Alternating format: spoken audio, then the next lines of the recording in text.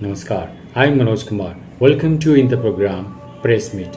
In this program, we cover press conference, media interaction, and a speech of the chief guest at the program. So, without spending so much time, let's go to the event. अभी supreme court ने एक order दिया था कि जो दिल्ली की सेवाएं हैं, सर्विसेज हैं, वो दिल्ली सरकार के अंडर होनी चाहिए।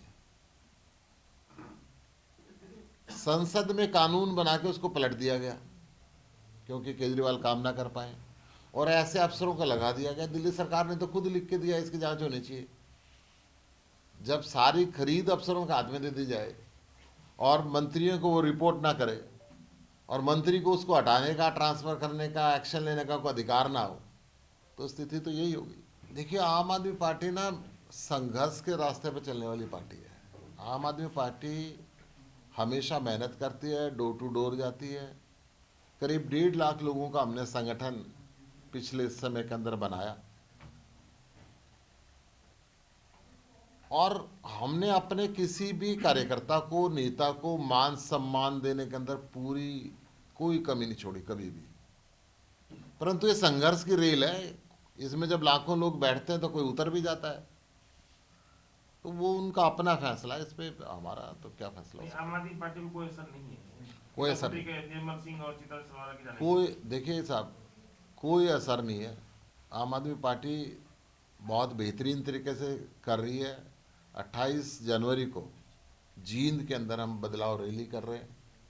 अरविंद केजरीवाल जी भी आ रहे हैं और भगवंत मान जी भी आ रहे हैं, और पूरी ताकत के साथ वहाँ पे काम कर रहे हैं। पिछले कुछ दिनों से बातचीत हमारी नहीं हो रही। चंडीगढ़ में मीटिंग थी, वो आए थे, बस वो लास्ट थी।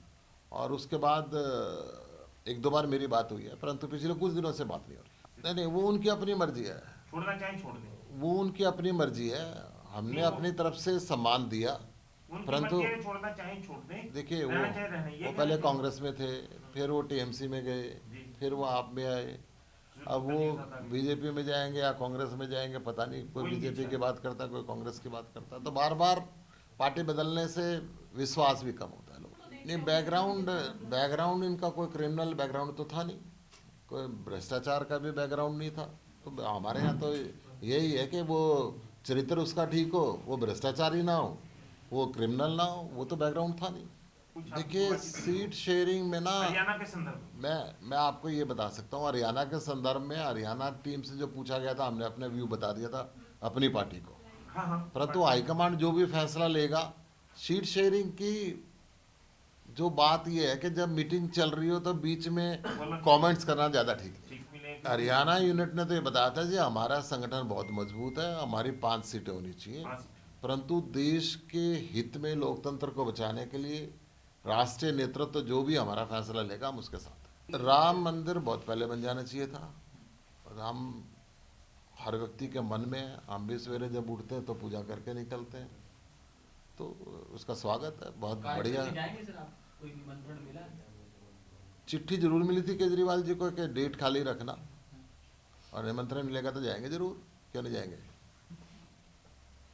क्या क्या कह रहे हैं, कुछ समझ नहीं आई बात, कुछ बताइए। चिट्ठी मिली थी, डेट खाली रखना, 22 तारीख 22 तारीख को। तो वो क्या इनविटेशन नहीं था?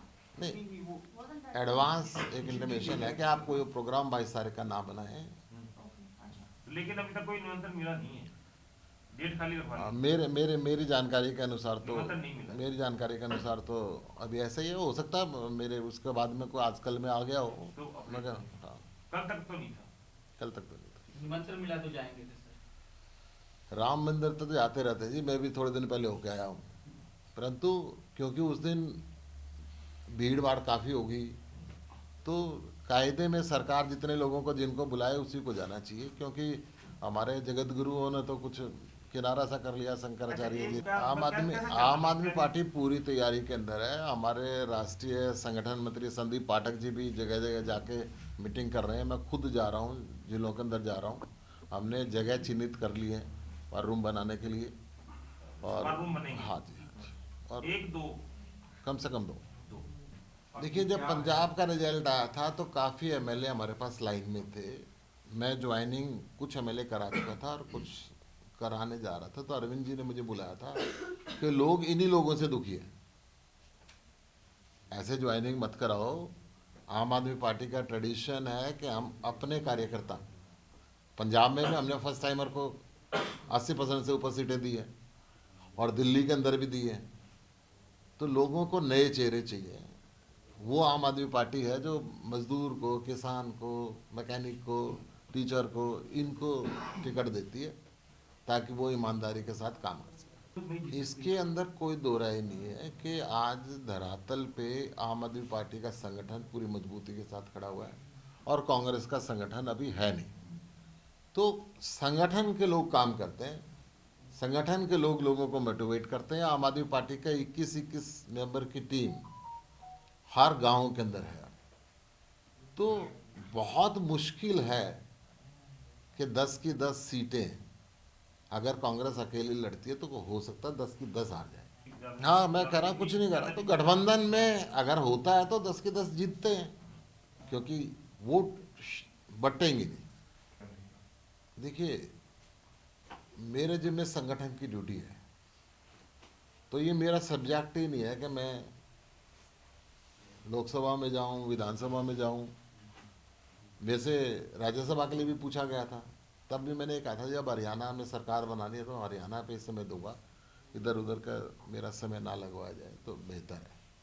मैं उनका आभार भी व्यक्त करता हूँ अरविंद जी का कि उन्होंने मेरी बात का मान रखा। और हरियाणा में जहाँ तक चुनाव की बात है, ये विषय मेरा नहीं है, पार्टी का विषय है। पार्टी लड़वाना चाहे तो स्वागत है, नहीं लड़ाना चाहे तो स्वागत है। पार्टी जैसा कहेगी वैसा करेगी। नहीं, आम आदमी पार्टी सर्वे कराती रहती है। सर्वे कराने के साथ साथ हम उस पर पूरा डिस्कशन भी करते हैं। हम अगर बात करें पंजाब बॉर्डर के साथ और दिल्ली बॉर्डर के साथ जितनी भी सीट लगती हैं, वहाँ पे हमारी मजबूती कंपैरेटिवली होने से ज़्यादा है। मैंने अपना ओपिनियन ये बताया, बाकी तो पार्टी की मर्जी है। बड़ी स्पष्ट मैं ये बात बताऊँ, ये भारतीय जनता पार्टी ने लोगों का प्राइवेट डाटा इकट्ठा करने के लिए ये काम किया। लोग इससे दुखी हुए, इससे लोगों को सुख कुछ नहीं मिला। पूरे के पूरे हरियाणा के अंदर इससे बहुत से लोगों की पेंशन बंद होगी, बहुत से लोगों का गैस बंद होगी, बहुत से लोगों का राशन कार्ड ख़त्म हो गया। गरीबी बढ़ती जा रही है, परंतु जो इन्होंने क्लब करके बहुत सी चीज़ें ऐसे कर दी, जिस व्यक्ति की आय बहुत कम है उसकी आय ज़्यादा लिख दी, फिर उसको ठीक कराने के लिए फिर भ्रष्टाचार अंदर आता है। तो इससे लोग परेशान हैं, चाहे फैमिली आईडी हो चाहे प्रॉपर्टी आईडी हो। मगर हो तो सही होना चाहिए, नहीं तो खत्म होना चाहिए। जैसे पोर्टल है, फर्जी किसानों को तो पैसे मिल रहे हैं और जो असली किसान है उसको मुआवजा नहीं मिलता। तो ये अच्छी चीज़ें नहीं। 9 वर्ष 2024 की आप सभी को अनेकानेक शुभकामनाएं। इस 9 वर्ष बाबा बद्री केदार और प्रभु श्री राम के आशीर्वाद से आप सभी के जीवन में नई ऊर्जा, उत्साह, उमंग और उत्तम स्वास्थ्य का समावेश हो।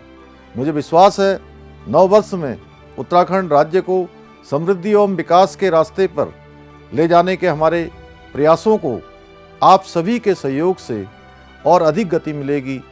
हमारे प्रेरणा स्रोत आदरणीय प्रधानमंत्री श्री नरेंद्र मोदी जी के कुशल मार्गदर्शन में आज उत्तराखंड सरकार द्वारा राज्य की प्रगति के लिए अनेक महत्वपूर्ण परियोजनाएं एवं जन कल्याणकारी कार्यक्रम संचालित किए जा रहे हैं, जिनका प्रत्यक्ष लाभ सीधे जनता को मिल रहा है।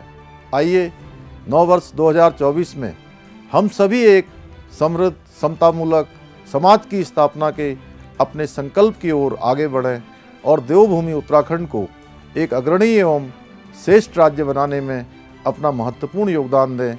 एक बार पुनः आप सभी को 9 वर्ष की हार्दिक शुभकामनाएं। धन्यवाद।